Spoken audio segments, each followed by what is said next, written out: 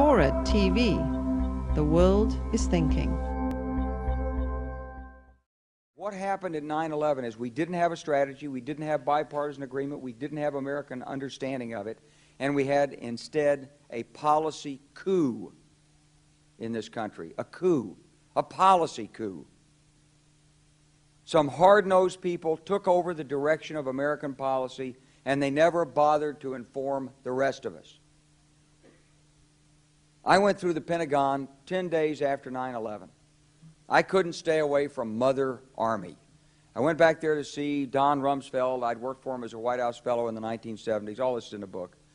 And I said, am I doing okay on CNN? He said, yeah, fine. He said, I'm thinking about it. He says, I read your book. And he said, this is a book that talks about the Kosovo campaign. And he said, I just want to tell you, he said, nobody's going to tell us where or when we can bomb. Nobody. He said, I'm thinking of calling this a floating coalition. What do you think about that? I said, well, sir, thanks for reading my book. And, he said, thanks, that's all the time I've got. Really. And I went downstairs. I was leaving the Pentagon, and an officer from the Joint Staff called me into his office and said, I want you to know, he said, sir, we're going to attack Iraq.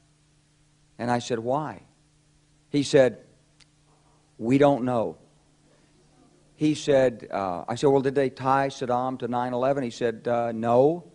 He said, but I guess they don't know what to do about terrorism, and so they think, but they can attack states, and they want to look strong, and so I guess they think if they take down a state, it will intimidate the terrorists. And you know, it's like that old saying, he said, if the only tool you have is a hammer, then every problem has to be a nail.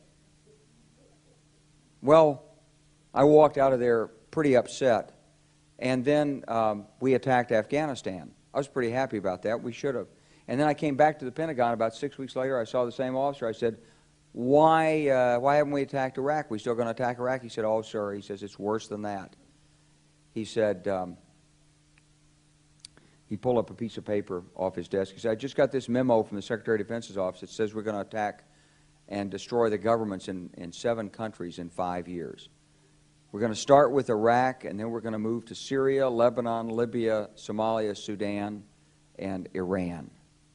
I said, 7 countries in 5 years. I said, is that a classified memo? He said, yes, sir. I said, well, don't show it to me. He was about to show it to me. He said, because I want to talk about it.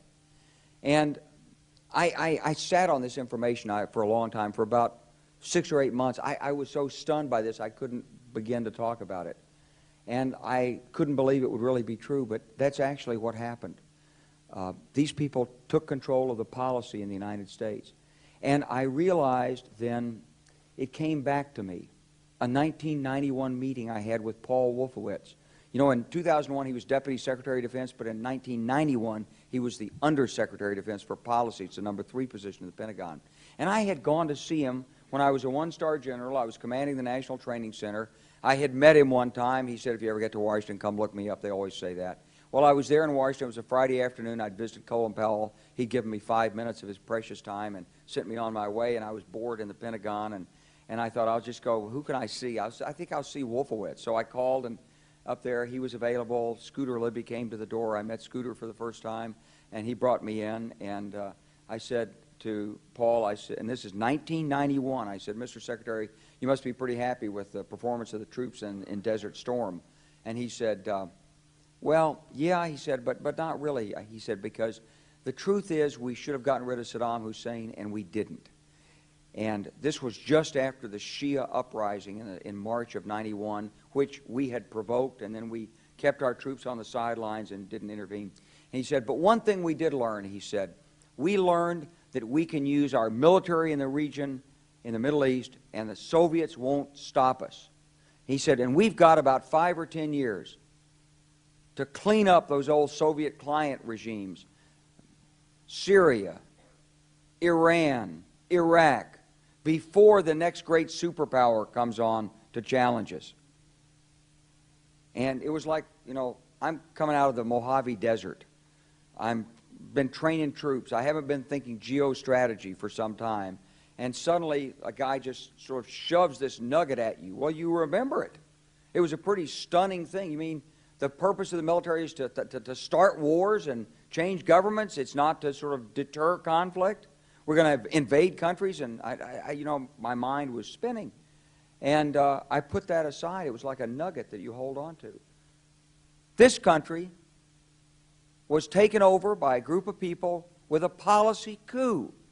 Wolfowitz and Cheney and Rumsfeld, and you could name a half dozen other collaborators from the Project for a New American Century. They wanted us to destabilize the Middle East, turn it upside down, make it under our control. It went back to those comments in 1991. Now, did anybody ever tell you that? Was there a national dialogue on this?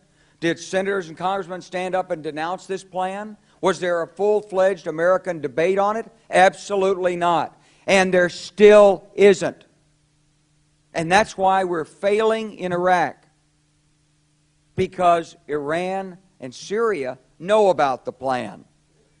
All you have to do is read the Weekly Standard and listen to Bill Kristol, and he blabbermouths it all over the world. Richard Pearl the same way. They could hardly wait to finish Iraq so they could move into Syria. It was like a laydown. Oh, our legions are going to go in there. This wasn't what the American people voted George Bush into office. Well, they didn't actually vote him into office, but it wasn't what many of the people who... It wasn't what he campaigned on. He campaigned on a humble foreign policy, the most arrogant foreign policy in American history. He campaigned on no peacekeeping, no nation building, and here he is with Afghanistan and Iraq. It's astonishing. So the root of the problem is not how many troops are in Iraq. Please believe me. Don't be mad, if you're a Democrat, at your Democratic congressman because they can't reduce the troops and frustrate the president. That's not the issue. And if you're a Republican, don't be mad at the Democrats because they're fussing with the troops. Whether you're a Democrat or a Republican, if you're an American, you ought to be concerned about the strategy of the United States in this region. What is our aim? What is our purpose? Why are we there? Why are Americans dying in this region? That is the issue.